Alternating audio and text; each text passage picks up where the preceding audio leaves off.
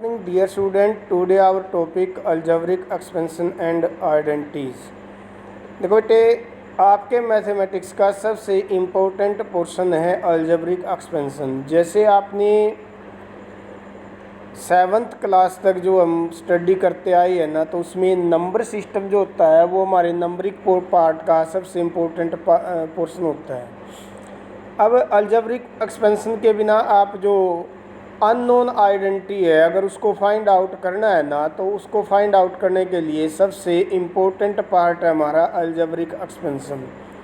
तो पहले इस अलजेब्रिक एक्सपेंशन के बारे में आपको पता हो कि भाई ये होता क्या है, व्हाट इज़ अलजेब्रिक एक्सपेंशन। पहले तो एक्सपेंशन के बारे में, व्हाट आर एक्सपेंशंस क्या होती हैं।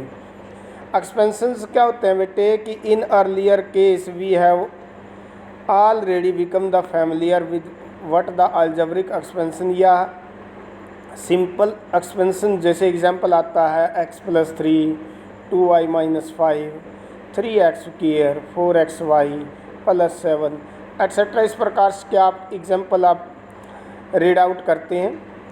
तो ये जो टोटल टर्म्स है ना हमारे पास, जैसे x+3 ये हमारा एक्सपेंशन है बेटे, ठीक है।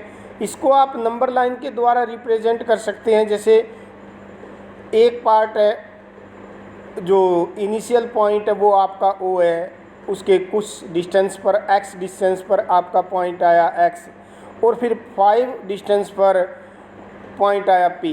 तो OP को रिप्रेजेंट करने के लिए हम टोटल एक्सपेंशन यूज करेंगे x+5।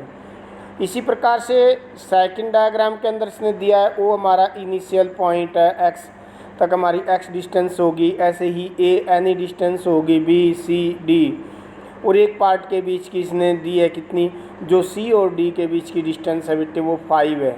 लेकिन OX फिर X से A तक, A से B और B से C ये इक्वल है कितनी, x कितने टाइम तक आई, 4 टाइम। तो इसको राइट डाउन करेंगे 4x, और लास्ट का जो CD पार्ट है वो 5 है, तो इसको राइट डाउन करेंगे 4x प्लस में 5। ये इसका टोटल एक्सपेंशन हो गया कि इसको हम कैसे नंबर लाइन के द्वारा रिप्रेजेंट कर सकते हैं। इसके बाद हमारे पास आता है बेटे टॉपिक आता है ट्रम, फैक्टर एंड कोफिशिएंट। अब व्हाट इज़ ट्रम। ट्रम क्या होगी, जो एक्सपेंशन होता है ना उसका एक पार्ट। जैसे 4x + 5 अभी हमने एग्जांपल लिया है, तो इसमें 4x और 5 ये जो अलग अलग इसको सेपरेट किया जाए तो 4x क्या है आपका एक ट्रम है, 5 क्या है एक अलग ट्रम है, ठीक है। तो ये आपकी ट्रम वाइज हो गई, इसमें 2 ट्रम्स आ गई। ऐसे 5 ट्रम भी हो सके, सेकंड भी हो सके, फोर्थ भी हो सके, थर्ड भी हो, बट कितनी भी ट्रमें हो सकती है, ठीक है। इसे बोलते हैं ट्रम। अब एक ट्रम का हम यदि फैक्टर करें, जैसे हमारे पास 4x आया है, 4x के हम यदि फैक्टर करते हैं तो क्या आता है, 4 सेपरेट हो जाएगा और x सेपरेट हो जाएगा। तो 4 को जब और x को आप सेपरेटली राइट डाउन करोगे तो वो उसके दोनों क्या हैं, फैक्टर हैं। जब 4 और x का मल्टीपल किया तो तब क्या बना आपका 4x, ठीक है। तो इसी प्रकार से आपका यानी अलग अलग पार्ट में आप डिवाइड करते हैं तो वो उसकी ट्रम कहलाती है। और जो एक ट्रम जिस भी पॉइंट से मल्टीपल होके बनती है तो वो उसके मल्टीपल को अलग अलग पार्टों में डिवाइड करना क्या कहलाता है बेटे, फैक्टर कहलाता है। अब आता है कोफिशिएंट। थर्ड पार्ट जो है आपका वो क्या है, कोफिशिएंट। कोफिशिएंट जो होता है, जो नंबरिकल पार्ट उसके अंदर मल्टीपल होता है। जैसे 4x के साथ 4 हमारा नंबरिकल पार्ट है, तो 4 आपका क्या कहलाएगा, x का कोफिशिएंट कहलाएगा, ठीक है। ऐसे ही -5x का जो नंबरिकल पार्ट है वो कौन है, 5 है, तो इसका जो x का जो कोफिशिएंट है वो कौन है आपका, -5 होगा, ठीक है। ऐसे आया आपका। नेक्स्ट हमारे पास आती है बेटे 3 टाइम्स की जो आपके एक्सपेंशन होते हैं, उसको इसने 3 पार्ट्स में डिवाइड किया है। कौन है, monomial, binomial and polynomial. Monomial क्या होता है, जिसमें सिर्फ एक ट्रम हो तो उसे क्या कहते हैं, मोनोनोमियल। जिसके अंदर 2 ट्रम्स होंगी तो उसे क्या बोलेंगे, बाइनोमियल। और जिसमें 3 ट्रम होगी तो उसे ट्राइनोमियल। और ऐसे यदि ट्रमों की संख्या आगे बढ़ती जाए तो वो उसे क्या बोलते हैं बेटे, उसे बोलते हैं पोलिनोमियल। जिसके काउंट नहीं किए जा सकते पार्टों को तो उसे आप पोलिनोमियल की कैटेगरी में रखेंगे। मोनोनोमियल का एग्जांपल है बेटे 4x²। जैसे इसमें 1 ट्रम है तो ये क्या आपका monomial. 3xy - 7z 5xy² 10y - 9 MNP, इस प्रकार के जो एग्जाम्पल्स हैं वो सारे क्या है आपके मोनोनोमियल टाइप। बाइनोमियल में 2 पार्ट होंगे, जैसे a + b 4l + 5m a + 4, ये इस प्रकार के टू टर्म्स जिसके अंदर होगी। ट्राइनोमियल के अंदर बेटे जिसमें 3 टर्म्स होंगी। पोलिनोमियल्स में क्या होंगे बेटे, ये 4 टर्म भी हो सकती है।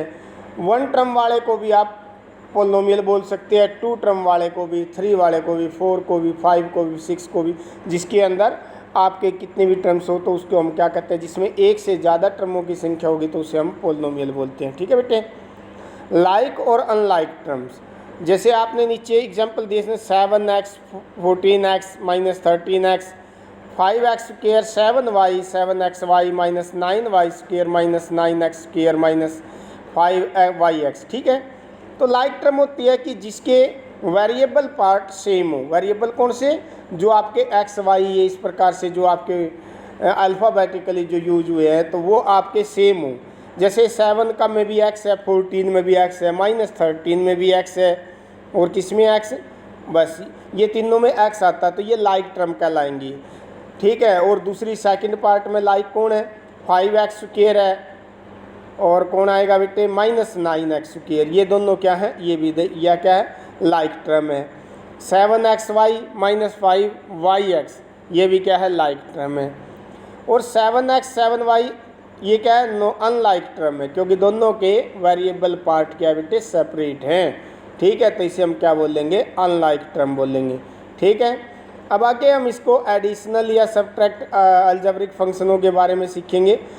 ठीक है। ऐड करना, जिसके लाइक टर्मों को लाइक टर्मों के अंदर ही ऐड करते हैं, जैसे 7x² - 4x + 5 सेकंड है 9x - 10। जब ऐड करते हैं बेटे कोफिशेंट में, कोफिशेंट यानी कि जो नॉन वेरिएबल की टर्म है 5 के अंदर 10 ऐड या सब्ट्रैक्ट जो भी करना होगा, एक्स वाले में एक्स वाला, स्क्वायर वाले में स्क्वायर, आप इस प्रकार से उसके अंदर ऐड या सब्ट्रैक्ट करेंगे। ठीक है।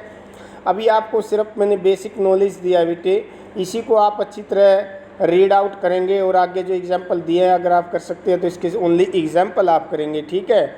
एक्सरसाइज कल स्टार्ट करेंगे, आज आप इतना ही करेंगे बेटे। Okay, thank you, have a nice day.